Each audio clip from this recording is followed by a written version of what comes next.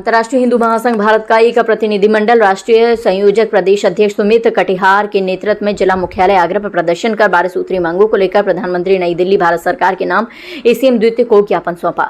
ज्ञापन सौंपने के बाद मीडिया को संबोधित करते हुए 12 सूत्रीय मांगों को दर्शाया, जिसमें प्रथम मांग पूर्व विधायक पूर्व सांसद की पेंशनों को बंद किया जाएगा। द्वितीय मांग लफ्ज़-ए-हाथ करने वालों को सीधे फांसी की सजा दी जाएगी। तृतीय मांग गौमाता को राष्ट्रीय गौमाता का दर्जा दिया जाएगा। गौमाता की हत्या करने वालों को सजा नहीं, फांसी की सजा दी जाएगी। प्राचीन मंदिरों पर पुजारी पूजा अर्चना कर देवस्थलों की देखरेख कर उन्हें उनकी तनख्वाह मिलनी चाहिए। मदरसे मस्जिदों के मौलाओं को सरकार द्वारा तनख्वाह दी जा रही है, उस पर प्रतिबंध लगना चाहिए और हिंदू राष्ट्र घोषित होना चाहिए। सभी सनातनी कट्टरवादी हिंदू नेताओं ने 12 सूत्रीय मांगों में सामाजिक देश के उत्थान विकास को लेकर ज्ञापन सौंपने में अपनी सहभागिता निभाई। वहीं ज्ञापन सौंपने में प्रमुख रूप से राष्ट्रीय संयोजक प्रदेश अध्यक्ष सुमित कटिहार, प्रदेश मंत्री गोपाल सिंह चाहर, प्रदेश उपाध्यक्ष अर्जुन सिंह, प्रदेश मंत्री नितिन गोस्वामी, प्रदेश मंत्री विजय शर्मा, महानगर अध्यक्ष युवा हर्ष कटिहार, महानगर प्रभारी भारत, महानगर उपाध्यक्ष ब्रजमोहन, विमल प्रजापति, निखिल वाल्मीकि, दिनेश कुशवाहा, गौतम कुमार, गीता जैन, बबीता चौहान आदि सैकड़ों की संख्या में जिला मुख्यालय पर सभी मौजूद रहे। आज हमने 12 सूत्रीय मांगों का एक ज्ञापन जिला अधिकारी महोदय के माध्यम से प्रधानमंत्री महोदय के नाम दिया है, जिसमें हमने पहली जो मांग की है वो ये की है कि एक तो ये पूर्व जनप्रतिनिधियों की पेंशन तत्काल प्रभाव से बंद होनी चाहिए। 1947 से लेकर के 2025 तक का अगर पैसा जोड़ दिया जाए तो भारत अमेरिका से आगे हो जाता। दूसरी हमारी मांग है आयुष्मान कार्ड योजना 1 यूनिट से लेकर के 6 यूनिट तक वालों की रहनी चाहिए। तीसरी जो सबसे बड़ी मांग है वो है जनसंख्या नियंत्रण कानून। इस भारत देश के अंदर इस्लामिक लोग अंदरूनी ताकत बना करके इस देश को इस्लामिक राष्ट्र बनाने में लगे हुए हैं, जिस पर तत्काल प्रभाव से प्रतिबंध लगना चाहिए। जब फ्री का राशन लेंगे, आवास योजना लेंगे, फिर वहाँ से हमारे धार्मिक तीर्थों पर ईंट पत्थर चलाएंगे और जब पुलिस कार्रवाई करेगी, घायल करेगी, तो उसके बाद में आयुष्मान कार्ड योजना से इलाज करा लेंगी। तो लिहाजा इतनी सुविधा इनको क्यों है? दूसरा, हज के लिए भी इन पे पैसे नहीं है क्या?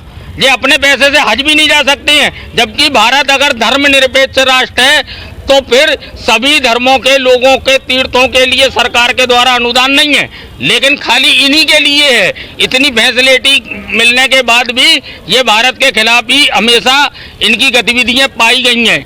और जब गतिविधियां पाई जाती हैं तो जो कहते हैं कि सब सारे लोग गद्दार नहीं होते, तो वो अच्छे लोग उस समय कहाँ छुप जाते हैं?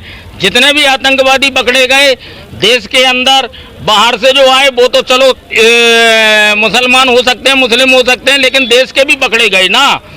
पुलवामा होता है, तमाम तरह के हमले होते हैं हमारे हिंदू जनता पर, तो इसलिए जनसंख्या नियंत्रण कानून बने और जो राशन फ्री का मिल रहा है, सरकार 1 यूनिट से लेके 6 यूनिट वालों को राशन दे और 6 यूनिट से आगे वालों के कार्ड तुरंत तत्काल प्रभाव से निरस्त करे जाएं। आज यहाँ पे डीएम ऑफिस में आए हुए हैं और प्रधानमंत्री के लिए 12 सूत्रीय कार्यक्रम मांगे हमने किए हैं उन्हों से, और जिसमें देश हित, समाज हित, धर्म हित और महिलाओं के हित में हमारी मांगे की गई हैं।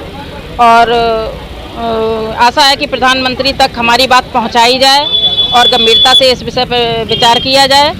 हमारे देश के हित में यही होगा। जो ये सब सारी समस्याएं चल रही हैं उसी के चलते, सारे कार्यक्रम उसी के चलते ही है। और जब तक हमारी मांगें मानी नहीं जाएंगी, हम जगह जगह ऐसे मांगें अपनी बार बार उठाते रहेंगे और प्रधानमंत्री जी को हमारी मांगों पर विचार करना ही होगा।